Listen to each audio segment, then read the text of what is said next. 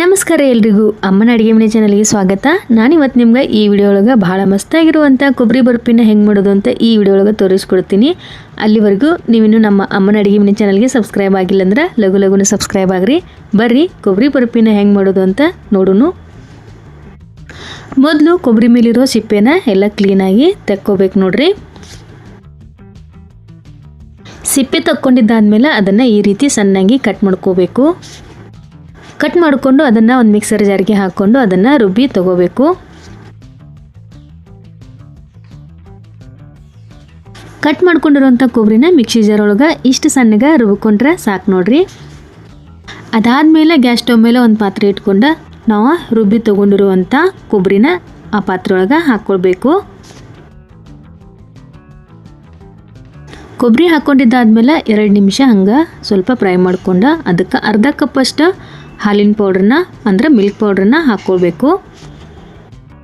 Milk powder ನಿಮ್ಗೆ ಇಷ್ಟ ಅಂದರೆ ಸೇರಿಸ್ಕೊಳ್ಬೋದು, ಇಲ್ಲಾಂದರೆ ಸ್ಕಿಪ್ ಮಾಡ್ಬೋದು. ಮಿಲ್ಕ್ ಪೌಡ್ರ್ ಹಾಕ್ಕೊಂಡಿದ್ದಾದ್ಮೇಲೆ ನಾವು ಅದನ್ನು 2 ರಿಂದ 3 ನಿಮಿಷ ಈ ರೀತಿ ಮಿಕ್ಸ್ ಮಾಡ್ತಾ ಇರಬೇಕು.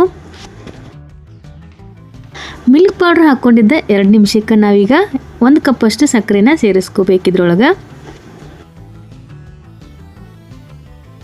ನಿಮಗಿನ್ನೂ ಜಾಸ್ತಿ ಸ್ವೀಟ್ ಬೇಕಂದ್ರೆ ನೀವಿನ್ನೂ ಅರ್ಧ ಕಪ್ ಸಕ್ಕರೆನ ಸೇರಿಸ್ಕೋಬೋದು.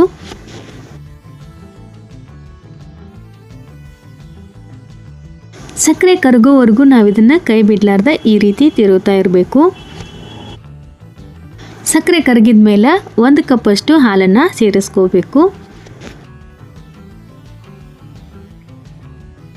ಹಾಲು ಹಾಕ್ಕೊಂಡ್ಮೇಲೆ ಅದನ್ನು ಮಿಕ್ಸ್ ಮಾಡ್ಕೋಬೇಕು. ಮಿಕ್ಸ್ ಮಾಡ್ಕೊಂಡು ಅದನ್ನು ಕುದಿಯೋದಕ್ಕೆ ಬಿಡಬೇಕು. ಈಗ ನೋಡ್ರಿ ಇದು ಕುದಿಯೋದಕ್ಕೆ ಸ್ಟಾರ್ಟ್ ಆಗೈತಿ. ಈಗ ಇದ್ರೊಳಗೆ 2 ರಿಂದ 3 ಏಲಕ್ಕಿನ ಜಜ್ಜಿ ಪುಡಿ ಮಾಡಿ ಸೇರಿಸ್ಕೋತಾ ಇದ್ದೀನಿ. ಏಲಕ್ಕಿ ಹಾಕ್ಕೊಳ್ಳೋದ್ರಿಂದ ಫ್ಲೇವರ ಮಸ್ತಾಗಿ ಬರ್ತದೆ ನೋಡ್ರಿ. ಅದರ ಸಲುವಾಗಿ ನಾ ಈಗ ಏಲಕ್ಕಿನ ಹಾಕ್ಕೊಂಡನಿ. ಏಲಕ್ಕಿ ಹಾಕ್ಕೊಂಡಿದ್ದಾದ್ಮೇಲೆ ಇದ್ರೊಳಗೆ ಈಗ ಅರ್ಧ ಟೀ ಸ್ಪೂನಷ್ಟು ತುಪ್ಪನ ಸೇರಿಸ್ಕೋಬೇಕು ನೋಡ್ರಿ. ಇದರಿಂದ ಬರ್ಫಿ ಮಸ್ತ್ ಟೇಸ್ಟ್ ಬರ್ತಾವ. ಅದಕ್ಕೆ ತುಪ್ಪನ ಅರ್ಧ ಟೀ ಸ್ಪೂನಷ್ಟು ಹಾಕ್ಕೊಳ್ಬೇಕು ನೋಡ್ರಿ. ಈ ಬರ್ಫಿ ರೆಡಿ ಆಗೋದಕ್ಕೆ ಏನಿಲ್ಲ ಅಂದರೂ ಒಂದು 30 ನಿಮಿಷ ಟೈಮ್ ಬೇಕಾಗ್ತೈತಿ. ಇಷ್ಟು ಗಟ್ಟಿ ಆಗ್ಬೇಕ್ರಿ, ಅಲ್ಲಿವರೆಗೂ ನಾವು ಇದನ್ನು ಕುದಿಸ್ಕೋಬೇಕು. ಇದು ಕುದ್ದು ಜಿಗಟಾಗೋದಕ್ಕೆ ಶುರು ಆಗ್ತೈತಿ. ಈ ರೀತಿ ಸ್ಪೂನಿಗೆ ಅಂಟುಕೊಳ್ಳೋಕೆ ಶುರು ಆಗ್ತೈತೆ ನೋಡ್ರಿ. ಆವಾಗ ತಿಳ್ಕೊಬೇಕು ನಾವಿದ ರೆಡಿ ಆಗೈತಿ ಅಂತ. ನೋಡ್ರಿ ಇಲ್ಲಿ ಈ ರೀತಿಯಾಗಿ ಅಂಟ್ಕೊಳ್ಳೋಕೆ ಶುರು ಆದ್ರೆ ಇದು ರೆಡಿಯಾಗಿರ್ತೈತಿ. ಇಷ್ಟು ಗಟ್ಟಿ ಆಗುತ್ತಾನೆ ನಾವು ಇದನ್ನು ಕುದಿಸ್ಕೋಬೇಕು. ಈಗ ಇದು ರೆಡಿ ಆಗೈತಿ. ಇದನ್ನು ಈಗ ಒಂದು ಪ್ಲೇಟಿಗೆ ಹಾಕ್ಕೊಳ್ಳೋಣ. ಆ ಪ್ಲೇಟಿಗೆ ತುಪ್ಪನ ಸವರಿ ಇಟ್ಕೋಬೇಕು. ರೆಡಿಯಾಗಿರುವಂಥ ಮಿಕ್ಸರ್ನ ಇದರೊಳಗೆ ಹಾಕ್ಕೊಳ್ಬೇಕು. ಈಗ ನೋಡ್ರಿ ಕೈಗೆ ಸ್ವಲ್ಪ ತುಪ್ಪ ಹಚ್ಕೊಂಡು ನಾವು ಇದನ್ನು ಒಂದು ಸಮ ಮಾಡಿ ತಗೋಬೇಕು.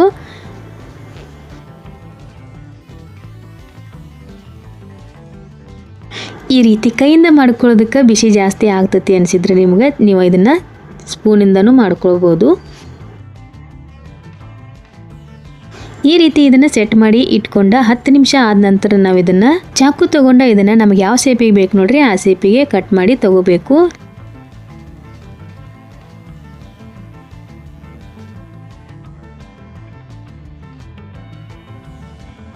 ಜಾಸ್ತಿ ಹೊತ್ತು ಬಿಟ್ರಿ ಅಂದರೆ ಇದು ಗಟ್ಟಿ ಆಗ್ತೈತಿ. ಗಟ್ಟಿ ಆದಮೇಲೆ ನಾವು ಇದನ್ನು ಕಟ್ ಮಾಡ್ಕೊಳ್ಳೋದಕ್ಕೆ ನಮ್ಗೆ ಸ್ವಲ್ಪ ಕಷ್ಟ ಆಗ್ತೈತೆ ನೋಡ್ರಿ. ಅದಕ್ಕೆ 10 ನಿಮಿಷ ಆದಮೇಲೆ ಈ ರೀತಿ ಶೇಪ್ ಒಳಗೆ ನೀವು ಕಟ್ ಮಾಡ್ಕೊಳ್ಬೋದು. ಕಟ್ ಮಾಡ್ಕೊಂಡಿದ್ದಾದ್ಮೇಲೆ ನಾವು ಇದನ್ನು 1 ಗಂಟೆ ಗಟ್ಟಿ ಆಗೋದಕ್ಕೆ ಬಿಡಬೇಕು. 1 ಗಂಟೆ ಆದಮೇಲೆ ನಾವು ಇದನ್ನು ಒಂದು ಸ್ಪೂನಿಂದ ಈ ರೀತಿಯಾಗಿ ಸಾವಕಾಶ ತೆಗಿಬೇಕು ನೋಡ್ರಿ. ನೋಡ್ಬೋದು ನೀವು ಎಷ್ಟು ಮಸ್ತಾಗಿ ಬರ್ಫಿ ರೆಡಿಯಾಗಿದ್ದಾವಂತ. ಇಷ್ಟೇ ಸ್ಟೆಪ್ಸ್ನ ನೀವು ಫಾಲೋ ಮಾಡಿದ್ರಿ ಅಂದರೆ ಈ ರೀತಿಯಾಗಿರುವಂಥ ಮಸ್ತಾಗಿರೋ ಕೊಬ್ಬರಿ ಬರ್ಫಿ ರೆಡಿ ಆಗ್ತಾವೆ ನೋಡ್ರಿ. ಇದೇ ಥರನ ನೀವು ನಿಮ್ಮ ಮನೆಯೊಳಗೆ ಟ್ರೈ ಮಾಡಿರಿ. ಹೆಂಗೆ ಬಂತು ಅಂತ ನನಗೆ ಕಮೆಂಟ್ ಬಾಕ್ಸ್ ಒಳಗೆ ತಿಳಿಸೋದು ಮಾತ್ರ ಮರಿಬೇಡ್ರಿ.